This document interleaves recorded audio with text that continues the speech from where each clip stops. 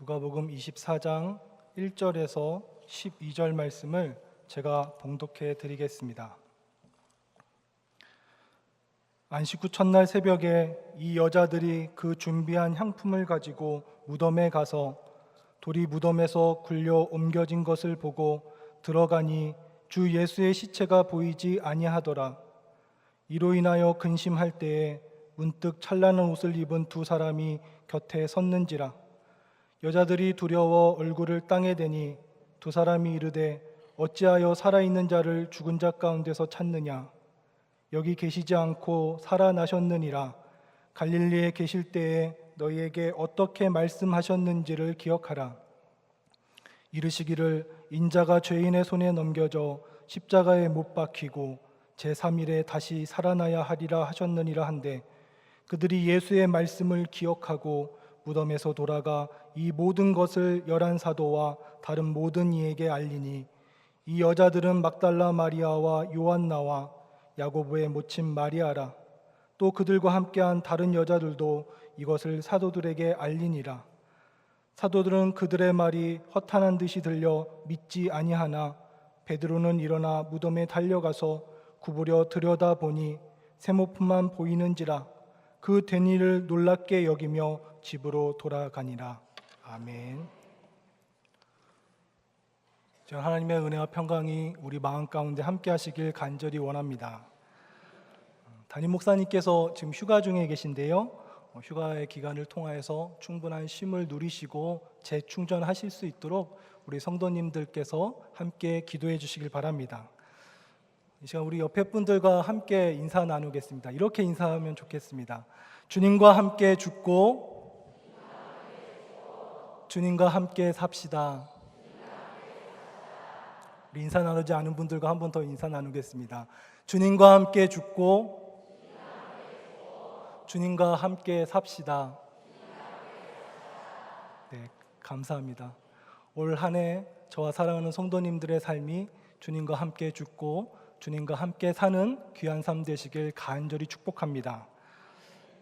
오늘 누가복음 24장 말씀은 예수 그리스도의 부활을 우리들에게 이야기하고 있습니다. 예수님의 부활, 저희들 너무나도 잘 알고 있는 말씀이지요. 우리 성도님들은 예수님의 부활의 말씀을 보시면 어떤 마음과 생각이 드십니까? 예수님의 부활의 말씀을 저희들 자주 듣게 되는데요, 읽고 보게 되는데, 그 말씀 가운데, 우리의 삶 가운데 그 예수 그리스도의 부활이 어떤 의미가 있을까 하는 생각을 하게 됩니다. 제가 오늘 누가복음 24장 말씀을 제가 준비하면서 부활하신 예수님이 내 삶 가운데 어느 자리에 계실까? 부활하신 주님이 내 삶과 무슨 관련이 있을까 하는 질문을 하게 되었습니다. 처음에는 너무나도 잘 알고 있는 말씀이고 또 어떤 말씀을 전하야겠다라는 생각이 머릿속에 있고 또 이렇게 전하면 되겠다 하는 계획도 있었는데요, 막상 말씀을 준비하고 또 적어 내려가다 보니까 참 어렵다라는 생각이 들었습니다. 말씀을 썼다가 지웠다가 또 적은 것을 읽었다가 다시금 지우고 다시 쓰고 그러기를 여러 번 반복을 하였습니다. 그런데 마지막까지도 이 말씀을 어떻게 전할까 염려되고 또한 제 마음 가운데 정리가 되지 않는 것을 느끼게 되었습니다. 예수 그리스도의 부활, 주님의 부활, 예수님의 부활은 나와 어떤 관계가 있을까요? 글을 읽다 보니 내가 쓴 글인데 내가 무슨 말 하고 있는지 모르는 것 같이, 꼭 남이 쓴 말처럼, 남의 이야기처럼, 내가 알지 못하는 사람의 생각을 보는 것처럼 이해가 되지 않았습니다. 참 쉽게 글을 썼는데 읽고 또 보니까 내가 무슨 말 하고 있는가 마음에 와닿지가 않았습니다. 마음에 아무런 감동도, 아무런 느낌도, 감정도 느낄 수가 없었습니다. 제가 쓴 글인데요, 내가 이 글을 썼나 싶을 정도로 이게 무슨 내용일까? 나와 아무 관련 없는 글처럼 읽혀졌습니다. 여러분은 예수님의 부활을 어떻게 보고 계십니까? 내 삶 가운데 예수 그리스도의 부활은 내 삶과 가까이 있습니까? 아니면 멀리 있습니까? 쓴 글을 보니까 자동응답기에, ARS 자동응답기에 나오는 음성처럼, 또 여러 가지 또 일하시면서 사무적으로 하시는 그 음성처럼 내가 쓴 글이 꼭 그렇게 느껴졌습니다. 아무런 느낌도 감정도 찾아볼 수가 없었습니다. 속이 텅 빈 것 같았습니다. 예수님의 부활을 이야기하였지만 내 삶과는 전혀 관계가 없는 글처럼 보였습니다. 예수님의 죽음과 부활은 우리 신앙의 시작입니다. 저희들 세례받을 때도 다 고백하는 내용입니다. 다 알고 있는 내용이죠. 여기 계신 분 중에 예수님의 죽음이 어떤 의미인지, 예수 그리스도의 부활이 내 삶에 무엇을 가져다 주는지 모르시는 분은 없으실 것입니다. 누군가 내게 묻는다면, 예수님께서 왜 죽으셨습니까? 묻는다면 누구나 대답할 수 있는 이야기입니다. 예수님께서 내 죄를 위하여서 내 죄값을 치르시고 십자가에 달려 죽으셨다. 3일 만에 하나님의 말씀대로, 성경대로 부활하셨다. 누구나 이야기할 수 있습니다. 누가 그런 거 나에게 묻는다면 기분 나쁠 수도 있겠죠. 내가 교회 생활한 지, 신앙 생활한 지 몇 년인데 내 신앙을 의심하냐? 불쾌할 수도 있습니다. 저희들 예수님의 죽음과 부활 수없이 들어왔던 말씀입니다. 그런데 오늘 10절에 예수 그리스도의 부활의 소식을 들은 사도들의 이야기처럼 예수님의 부활이 내 삶 가운데 허탄하게 들립니다. 공허하게 들립니다. 오늘 10절에 나오는 사도들처럼 예수님의 부활이 내 삶 가운데 이게 뭔 나와 관계가 있을까? 그렇게 말씀이 읽혀졌습니다. 성도님들에게 묻겠습니다. 예수 그리스도의 죽음을 여러분은 얼마나 생각하며 살고 계십니까? 예수 그리스도의 십자가에 피 흘리신 사건을 여러분은 얼마나 생각하고 기억하며 살고 계십니까? 다 알고 있는 내용이죠. 우리 신앙 시작의 시초입니다. 그런데 마치 예수님의 죽음이, 예수 그리스도의 십자가의 죽음이 너무나도 오래전 이야기처럼 보게 됩니다. 성경을 읽어도 아무런 감동과 느낌이 오지 않습니다. 옛날 내가 어렸을 때 했던 일, 있었던 일, 예전에 사진첩을 보며 그냥 우연히 발견한 옛날 추억을 떠올릴 정도로 너무나 옛날 이야기가 되어버린 예수님의 죽음을 성경을 통해 보게 됩니다. 예수 그리스도의 부활은 어떻습니까? 오늘 내 삶과는 너무나 먼 이야기입니다. 내가 죽을 때나 관련 있는 것처럼, 내가 죽을 때 될 정도면 50년, 60년 뒤나 되면 예수 그리스도의 부활이 나의 부활이다 체감할지도 모르겠습니다. 그러면 오늘 내 삶은 무엇입니까? 예수님의 죽음은 너무나도 오래전의 이야기가 되어버렸고 예수 그리스도의 부활은 너무나도 먼 미래의 이야기가 되었습니다. 제가 설교를 준비하면서 말씀을 적다, 지웠다, 썼다가 다시금 지운 것은 다른 것이 아니라 성경에 기록하고 있고 내가 믿고 고백하는 예수님의 죽음과 부활이 내 삶 속에서는 찾아볼 수가 없다라는 것입니다. 어느 순간 주님의 죽음과 부활을 나는 생각하지 않습니다. 그냥 살아갑니다. 주님이 왜 죽으셨는지, 왜 다시 부활하셨는지 나는 기억하고 생각하고 있지 않습니다. 그렇게 살아갑니다. 여러분의 삶의 자리에 예수님의 죽음은 어디에 있습니까? 예수 그리스도의 부활은 여러분의 삶 가운데 어디서 찾아볼 수가 있습니까?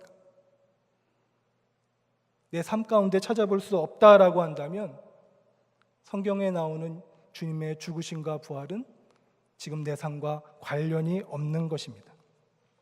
예수님의 죽음과 부활을 믿는다라고 하지만 주님과 함께 죽고 주님과 함께 살겠다라고 저희들 고백하지만 오늘 내 삶과는 아무 관련이 없습니다. 이것이 성경의 말씀을 허탄하게 들리게 합니다. 오늘 내 삶 속에 예수님을 기억하지 않으면, 오늘 그렇게 살지 않으면 예수님의 죽음도 부활도 성경의 모든 말씀도 내 귀에는 허탄하고 공허하게 들립니다. 내가 믿는다고 하였지만 그 믿는 말씀이 내 삶 가운데 공허하고 허탄합니다. 그래도 감사한 것은 오늘 말씀을 보니까 그렇게 믿지 않고 또한 생각지 않았던 사람들에게 예수 그리스도의 부활이 알려진다라는 것입니다. 오늘 누가복음 24장은 예수님의 부활을 들어도, 말씀을 들어도 무지하고 달라진 것 없는 우리들의 삶을 이야기하고 있습니다. 누가복음 24장 이렇게 시작합니다. 안식 후 첫날 새벽에 이 여자들이 그 준비한 향품을 가지고 무덤에 갔다라고 말씀합니다. 갈릴리로부터 예수님을 따르던 제자들이 있었죠. 그 중에 여제자들이 예수님의 무덤을 찾았습니다. 그들이 예수님께 시체에 바를 향품을 가지고 예수님의 무덤을 찾았습니다. 그들이 예수님의 무덤을 찾은 것은 예수님의 부활을 목격하기 위해서가 아니라 죽으신 예수님의 몸에 향품을 바르기 위해서입니다.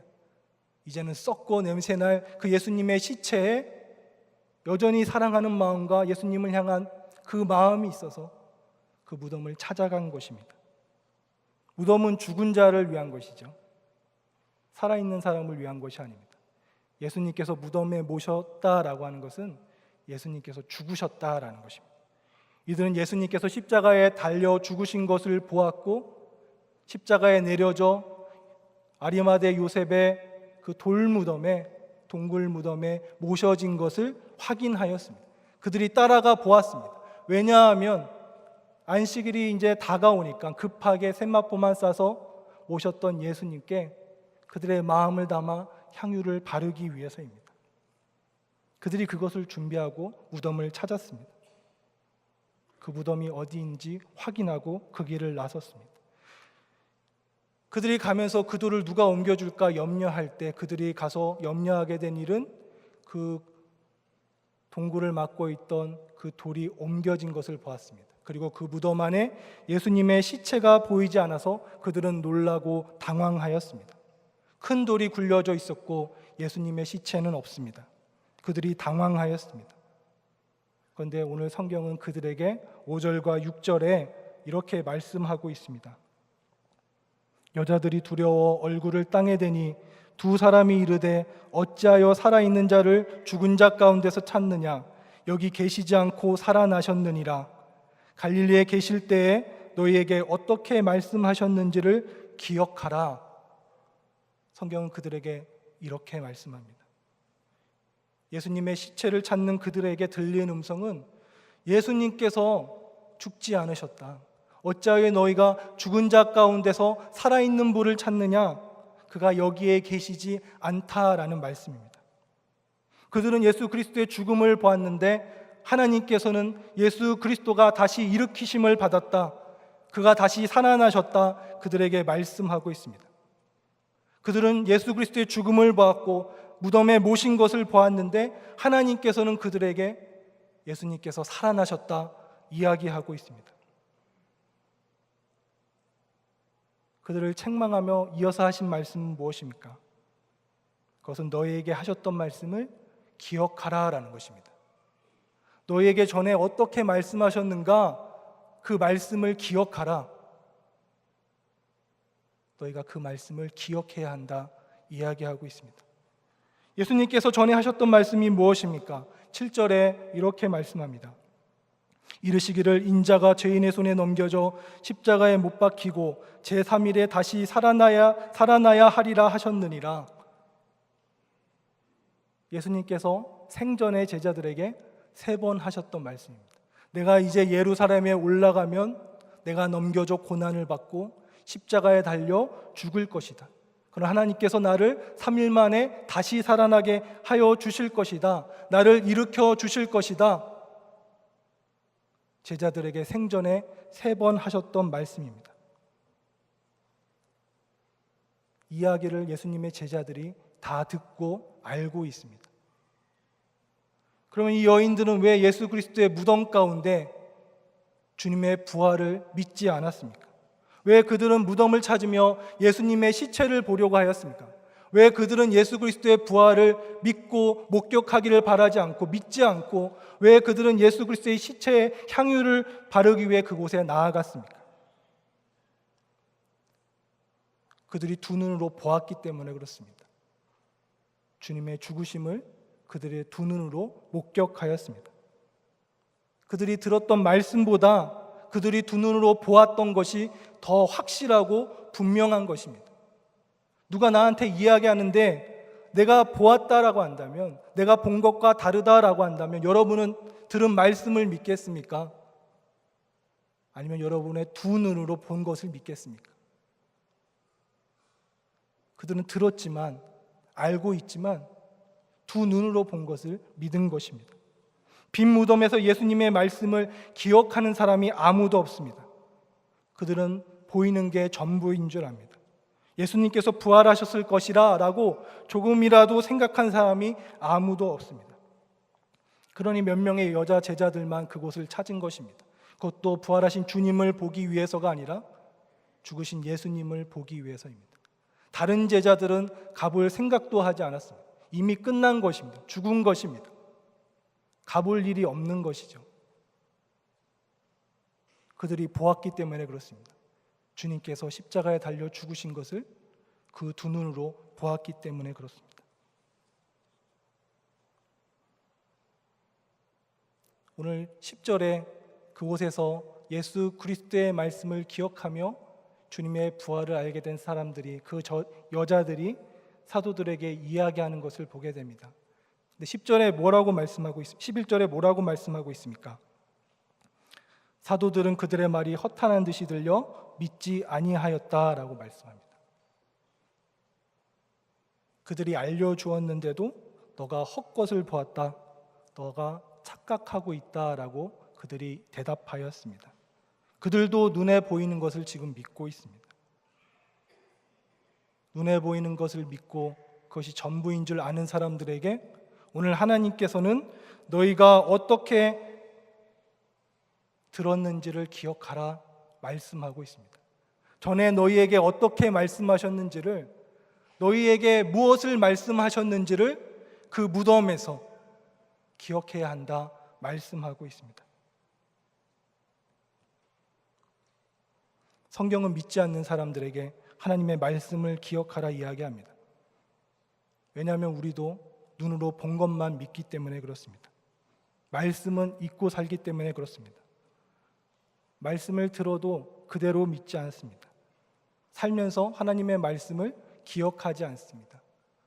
왜냐하면 내가 본 것이 더 확실하기 때문에 그렇습니다. 우리의 삶도 마찬가지입니다. 우리가 하나님의 말씀을 듣지만 하나님의 말씀을 따르고 살고 있습니까? 우리가 하나님의 말씀을 수없이 많이 듣고 있지만 저와 사랑하는 성도님들은 하나님의 말씀에 순종하고 계십니까? 아니면 보이는 현실에 판단하고 계획하고 생각하여 행동하고 계십니까? 하나님께서는 너희가 본 것이 아니라 내가 너희에게 무엇이라 말씀하였는지 기억하라 오늘 우리들에게 이야기하고 있습니다. 예수님께서 마태복음 4장 4절에 이렇게 말씀하셨습니다. 사람이 떡으로만 살 것이 아니요 하나님의 입으로부터 나오는 모든 말씀으로 살 것이라 말씀하셨습니다.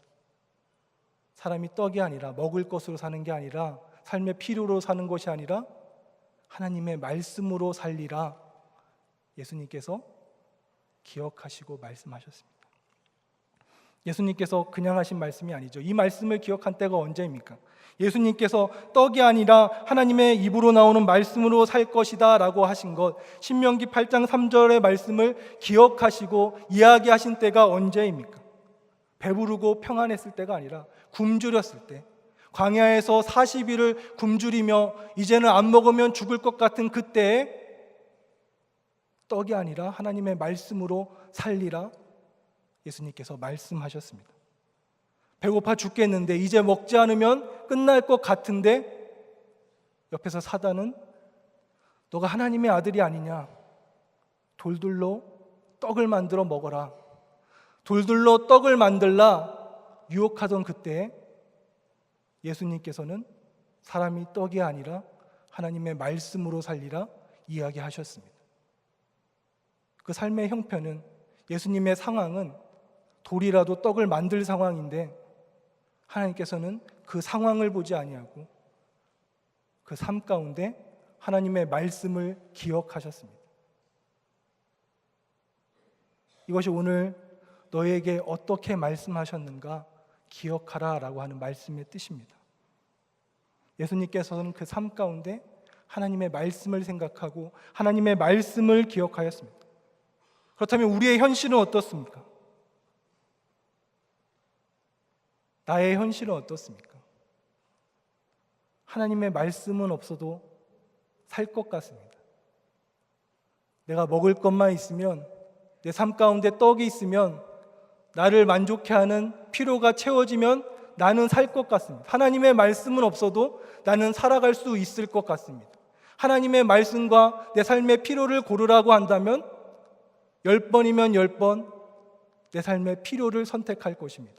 왜냐하면 내 눈에 보이는 것이고 당장 내 삶 가운데 만족을 가져다 주는 것이고 오늘 내 삶을 살아가게 하는 것이기 때문에 그렇습니다. 그럼 예수님의 말씀은 무엇입니까? 40일을 굶고 유혹하는 가운데 떡이 아니라 하나님의 말씀으로 살리라, 그렇게 이야기하신 예수님의 말씀의 뜻은 무엇입니까? 하나님의 말씀이 우리 삶의 생명이 된다 이야기하고 있습니다. 우리 생명의 참 양식 되시는, 참 생명의 떡이 되시는 예수님께서 나는 부활이요 생명이라 말씀하셨습니다. 나를 믿는 자는 죽어도 살겠고 무릇 살아서 나를 믿는 자는 영원히 죽지 아니하리라. 내가 이것을 믿느냐 말씀하셨습니다. 저와 사랑하는 성도님들은 이 말씀을 믿고 계십니까? 나는 부활이요 생명이요 말씀하신 주님께서 내 삶의 부활의 소망이 되어주시고 내 삶의 참 생명이 되심을 저와 사랑하는 성도님들은 믿고 계십니까? 그러면 저와 사랑하는 성도님들에게 묻겠습니다. 주님의 그 죽으심과 부활을 믿는 내 믿음은 내 삶에 무엇을 달라지게 하였습니까? 오늘 내 삶에 무엇이 달라지고 있습니까?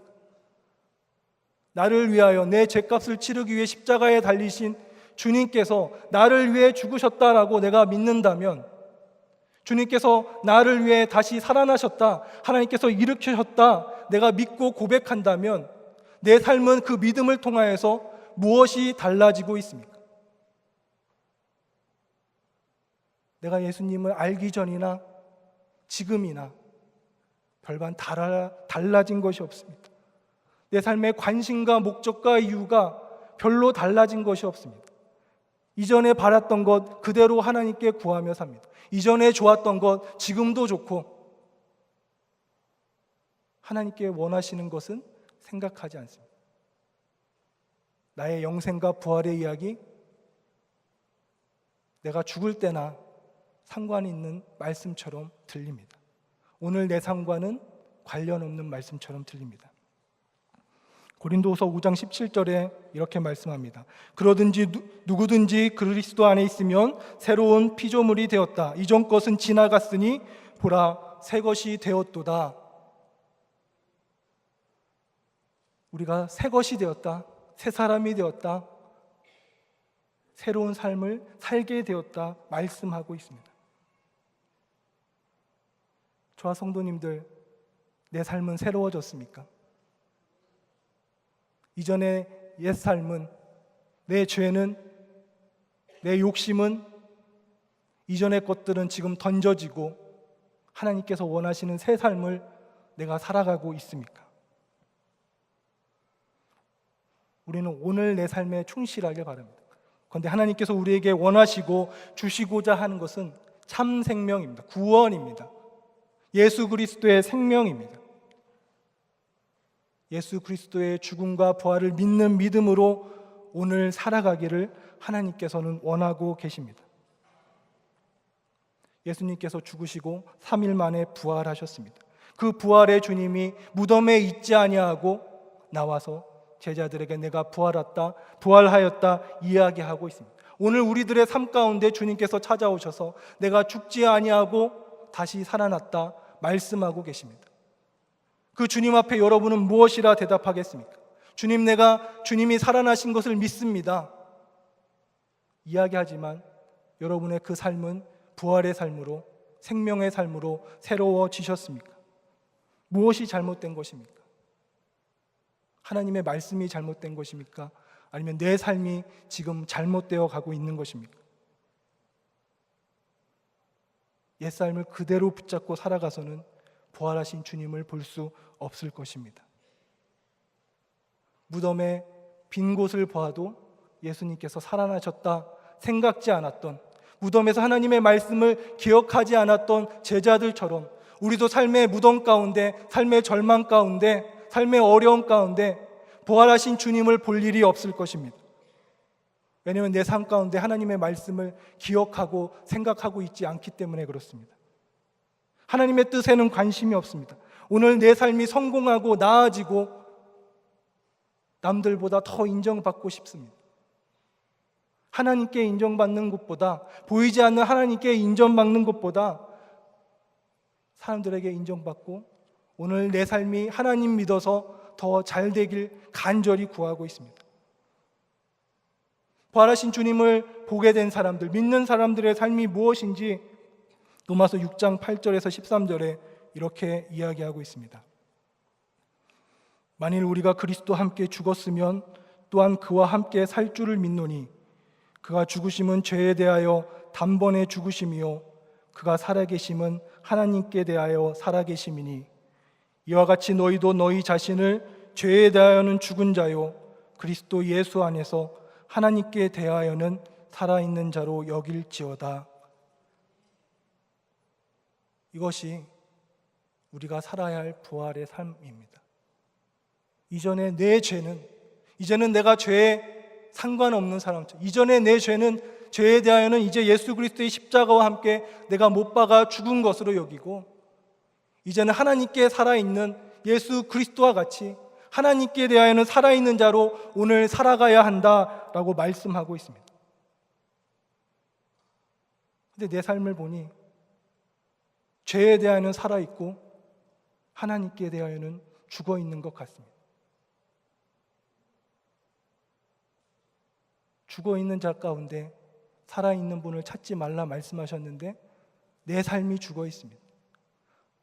내 삶이 죄로 죽어있으니까, 욕심으로 죽어있으니까 내 눈에 부활하신 주님이 보일 일이 없습니다. 저와 사랑하는 성도님들은 무엇을 위해 살고 계십니까? 무엇 때문에 살고 계십니까? 여러분의 삶의 이유와 목적은 달라지셨습니까? 사도 바울이 자기 삶의 목적에 대해서 빌립보서 1장 20절과 21절에 이렇게 말씀합니다. 나의 간절한 기대와 소망을 따라 아무 일에든지 부끄러워하지 아니하고 지금도 전과 같이 온전히 담대하여 살든지 죽든지 내 몸에서 그리스도가 존귀하게 되려 하려니 이는 내게 사는 것이 그리스도니 죽는 것도 유익함이라. 내 생명은 주님과 함께 죽은 것입니다. 우리가 살아가는 생명은 십자가에서 부활하신 예수 그리스도의 생명입니다. 우리가 이것을 기억하지 않으면 이전에 내 생명 살아간 것처럼 이전의 옛삶 되풀이하며 살아가게 되어 있습니다. 부활하신 주님 앞에 여러분의 삶은 어떠합니까? 빈 무덤에서 말씀을 기억하지 않고 이것이 어찌 된 일인지 알지 못하고 그들이 이상하게 생각하였던 제자들의 모습이 우리들의 모습은 아닙니까? 하나님께 대하여는 죽어 있고 세상에 대하여는 살아 있고 예수 그리스도의 부활을 믿는다라고 하지만 내 삶은 여전히 죄 가운데 거하고 있다면 우리는 무덤 가운데 예수 그리스도의 시체를 찾았던 그 제자들과 같을 것입니다. 제가 간절히 원하기는 무덤 가운데 죽으신 가운데 하나님께서 예수님을 일으켜 세워주셨던 것처럼 오늘 내 삶이 죽어 있다라고 한다면 하나님의 말씀을 기억하셔서 하나님께서 일으켜 주시는 은혜가 저와 사랑하는 성도님들에게 있기를 간절히 원합니다. 우리의 삶이 새로워지길 간절히 원합니다. 부활하신 예수 그리스도의 삶을 저희들 기억하시면서 내 삶 가운데 예수님께서 말씀하셨던 것처럼 하나님의 말씀으로 살리라, 그 말씀에 순종하여서 오늘 내 삶이 부활하신 예수 그리스도의 삶으로 살아갈 수 있기를 간절히 원합니다. 우리가 그렇게 살아간다라고 한다면 하나님의 말씀을 기억하고 우리가 그렇게 살아간다라고 한다면 우리 두 눈으로 부활하신 주님을 보게 될 것입니다. 기도하시겠습니다. 사랑의 하나님, 무덤 가운데 주님의 시체를 찾았던 제자들의 모습이 오늘 우리들의 삶의 모습이 아닙니까? 주님의 부활하심을 믿는다 하였지만 내 삶은 여전히 죄 가운데 있고 내 삶은 여전히 변하지 않는 모습을 보며 오늘 그 삶 가운데 하나님의 말씀을 기억하는 은혜를 주시옵소서. 하나님께서 예수 그리스도를 죽은 가운데 일으켜 세워주셨던 것처럼 우리 죽은 삶도 하나님께서 일으켜 세워주시고 우리의 삶도 예수 그리스도의 부활의 생명으로 오늘 살아가게 하여 주시옵소서. 모든 것에 감사드리오며 살아계신 예수 그리스도의 이름으로 간절히 기도합나이다. 아멘.